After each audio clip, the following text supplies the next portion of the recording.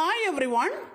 நாம் அந்த வீடியோவில் மேரி ஷெல்லி எழுதின nature and the meaning of happiness அப்படிங்கிற ஒர்க்கை பற்றின டீட்டெயில்ஸை பார்க்கலாம். மேரி ஷெல்லி ஒரு இங்கிலீஷ் ரைட்டர். இவங்க வாழ்ந்த காலகட்டம் 1797 to 1851. இனி இவங்களோட பயோகிராஃபியை நம்ம பார்க்கலாம்.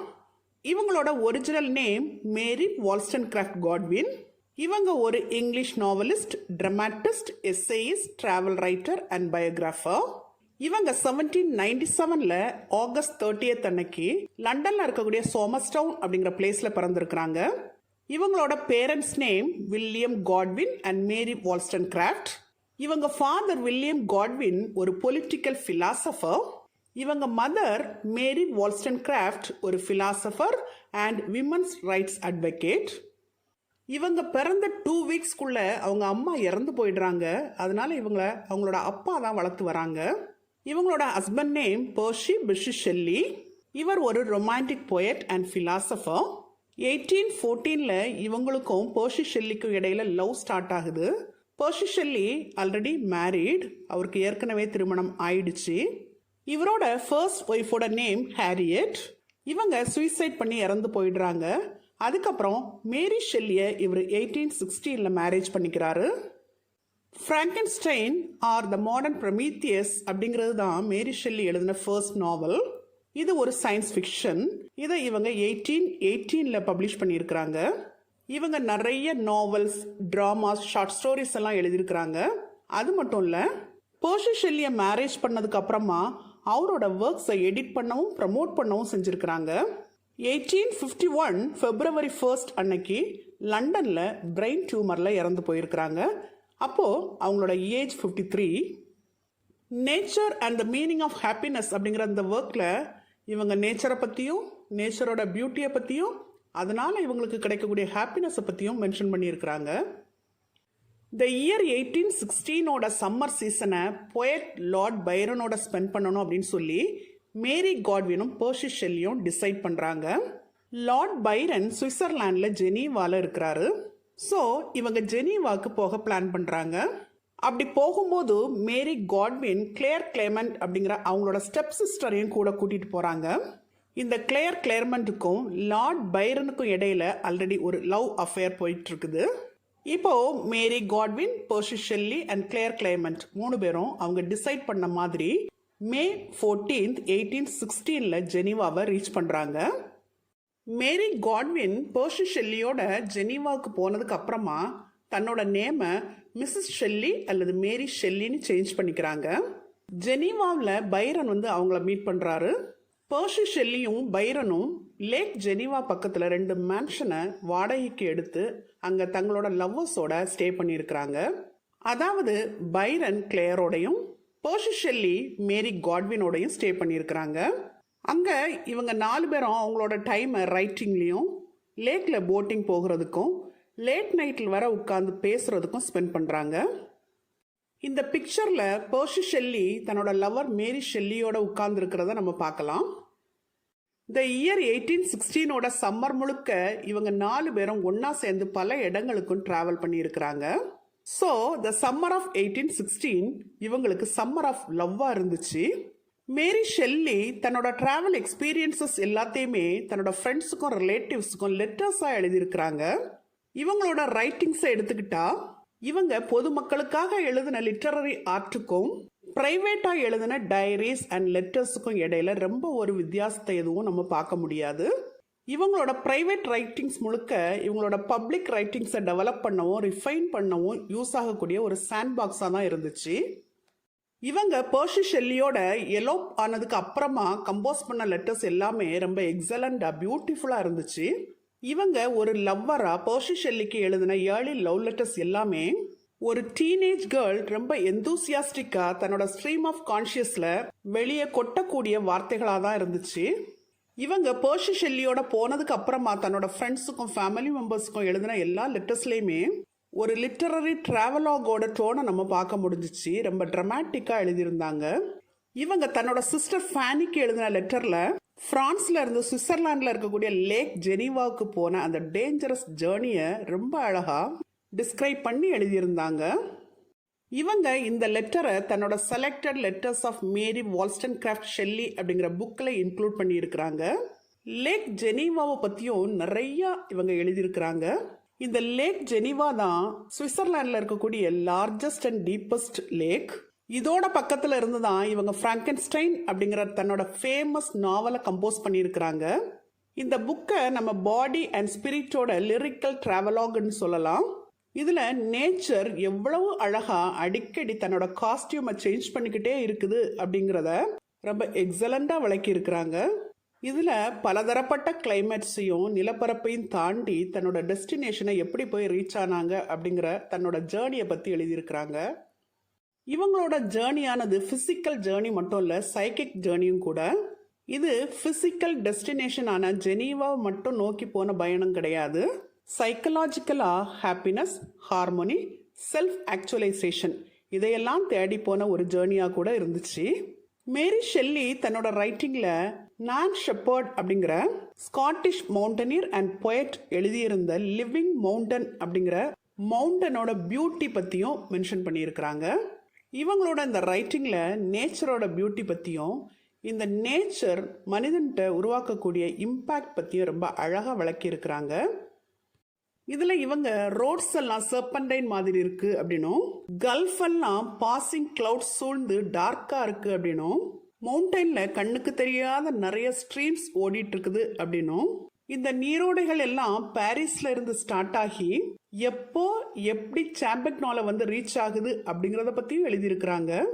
அப்புறமா வேலிஸோட பியூட்டி பத்தியும், நீரோடைகள் நிறைந்த மவுண்டன் பள்ளத்தாக்குகள் பத்தியும், சூரிய ஒளியே புகாத அளவுக்கு அடர்த்தியா இருக்கக்கூடிய பைன் ஃபாரஸ்ட் பத்தியும், இருண்ட காடுகள் பத்தியும், ட்ரீஸோட நாட்டட் ரூட்ஸ் பத்தியும், பனியால் சூழப்பட்ட மர கிளைகள் பத்தியும், அளவுக்கு அதிகமான குளிர் பத்தியும், லார்ஜ் ஸ்னோஃப்ளேக்ஸ் பத்தியும் கூட ரொம்ப அழகா டிஸ்கிரைப் பண்ணியிருக்கிறாங்க. தென் இவங்க ஈவினிங் டைமோட பியூட்டியை பத்தியும் எக்ஸ்பிளைன் பண்ணியிருக்கிறாங்க.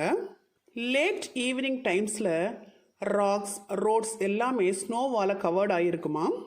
லெஸ் ரோசஸ் அப்படிங்கிற வில்லேஜ் முழுக்க ஹெவி ஸ்னோஃபால் இருக்குமா. ஸோ இவங்களோட ட்ராவலை கண்டினியூ பண்ண முடியாமல் இடையில கொஞ்சம் ரெஸ்ட் எடுக்க வேண்டிய சிச்சுவேஷன் வந்துச்சாம். அதனால அவங்க ஒரு பேட் இன்னில் டேட்டி பெட்ஸில் நைட் டைமை ஸ்பெண்ட் பண்ணாங்களாம். கொஞ்ச நேரம் அந்த இன்னில் ஸ்டே பண்ணிட்டு பழையபடி அவங்களோட ட்ராவலை கண்டினியூ பண்ணுறாங்க.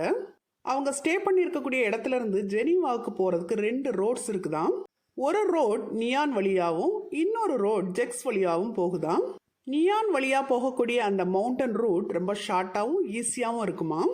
ஜெக்ஸ் வழியா போகக்கூடிய ரூட் நைட் டிராவலுக்கு ரொம்ப டேஞ்சரஸா இருக்குமா. ஆனா இவங்க கிட்ட ஜெக்ஸ் வழியா போகக்கூடிய பாஸ்போர்ட் தான் இருக்குதாம். ஸோ போலீஸுக்கு ஏதாவது லஞ்சம் கொடுத்து நம்ம ரூட்டை மாற்றி போக முடியுமான்னு யோசிச்சாங்களாம். அப்புறமா ஒரு வழியா அவங்களோட ஜேர்னியை கண்டினியூ பண்றாங்க. இவங்க தன்னோட டிராவலுக்காக வேண்டி 4 ஹார்சஸை ஹையர் பண்ணிக்கிறாங்க.